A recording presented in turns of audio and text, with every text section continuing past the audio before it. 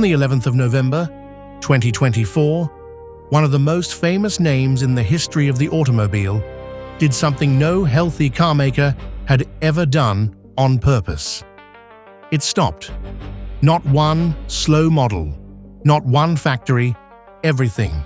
Jaguar, the company of the E-Type, of Le Mans, of 90 years of British legend, switched off its own showrooms and walked away from selling cars. 5 months later, the scoreboard arrived. In April of 2025, in all of Europe, Jaguar registered 49 cars, not 49,000, 49, down 97.5% in a single year. The internet called it the greatest branding disaster ever filmed. But the truth is much stranger than the outrage.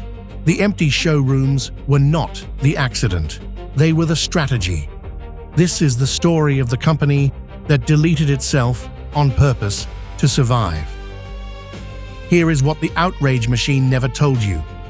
Jaguar was in serious trouble long before anyone painted a concept car pink. To understand the gamble, you have to understand what was being gambled. In 1922, a young man named William Lyons started a company that built motorcycle sidecars. It became SS Cars in the 30s, and in 1945, it changed its name because after the war, the initials SS meant something no company could carry. They chose Jaguar. Remember that. This company has erased its own name before, and it worked. What followed was one of the great runs in motoring. Le Mans in 51 and 53 with the C-Type. Le Mans again in 55, 56, and 57 with the D-Type. And in 1961, the E-Type, the car Enzo Ferrari reportedly called the most beautiful ever made. Jaguar wasn't selling transport. It was selling Britain at 150 miles an hour. But legends age. By the 2010s, the average Jaguar buyer was getting older every year. The sedans were losing to the Germans on every spreadsheet, and the leaping cat was living on memory. Now follow the money, because the money explains everything. In 1989, Ford paid $2.5 billion for Jaguar. It then spent years and billions more trying to turn prestige into profit, and it never really worked. In 2008, Ford sold Jaguar and Land Rover together to Tata of India for $2.3 billion. Both brands for less than it had paid for Jaguar alone. Under Tata, the pattern hardened. Land Rover made the money and Jaguar spent it. Even the brilliant I-Pace, an electric car so good it won World Car of the Year in 2019, could not change the arithmetic. Jaguar was fighting BMW and Mercedes for £40,000 lease deals and losing. So picture the boardroom math. Option 1. Keep discounting a fading badge and bleed slowly. Option 2. Something no carmaker had ever dared. Stop, disappear, and come back where the margins actually live. In November of 2024, the world found out what option 2 looked like. A new word mark, the leaping cat, benched after 90 years. And a launch film with models in art gallery colors, strange sets, bold slogans, copy nothing, delete ordinary, and not a single car in sight.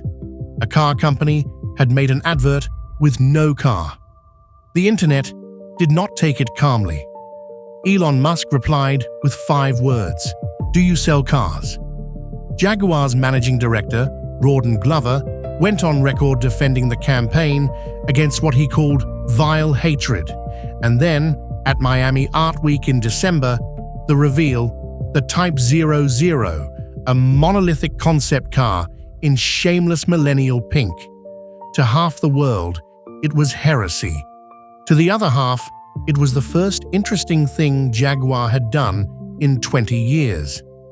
Either way, everyone was suddenly talking about a brand they had spent a decade ignoring. And then came the number that seemed to prove the disaster. 49 cars in a month, across an entire continent, down from nearly 2,000 the year before. Headline after headline said the rebrand had ended Jaguar. But look closer at the timeline, because this is the twist. Jaguar didn't lose those sales. It refused them. The company had stopped making cars for these markets back in November, before the pink car, before the backlash. The old models were sunset on purpose.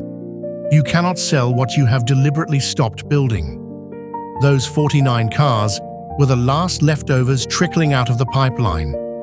The collapse wasn't a market verdict. It was a controlled demolition with a date on it. The real gamble is what comes next. Roughly 2 full years with almost nothing to sell. Loyal customers with nowhere to go. Dealers with empty floors. All of it endured on faith that a £100,000 electric Grand Tourer will bring in richer, younger buyers on the other side. So, has anything like this ever worked? Companies have renamed themselves and survived. Jaguar itself did it in 1945, but no major car maker has ever gone fully dormant on purpose and come back a class above where it left. And the plan has already hit the one thing it could not afford: delay. The production car was expected sooner. Now the reveal is pointed at late 2026, with deliveries expected in early 2027, which means that right now, today, Jaguar's entire product line is a pink concept car and a promise. Every dormant month burns fixed costs, and it is Land Rover's profits paying the bills while the cat sleeps. The longer the silence, the colder the trail. The bet was 2 years of darkness.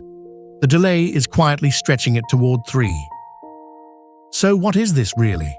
The bravest move in modern car history, or the slowest self-erasure ever broadcast? Consider what Jaguar actually chose between. The ordinary path was a long, dignified fade. Badge engineering, discounts, a heritage edition every spring, and a quiet end in some future recession. The extraordinary path was to vanish at 90 and bet the name itself on one leap. They have erased a name before and come back stronger. That is literally how Jaguar was born. But 1945 had new cars ready to sell. 2027 is still a promise. When the covers finally come off, we will learn which thing they deleted, the ordinary or the legend. Because right now, for the first time in 90 years, you cannot walk into a showroom and buy a new Jaguar. There is nothing on the floor but a memory and a promise in pink.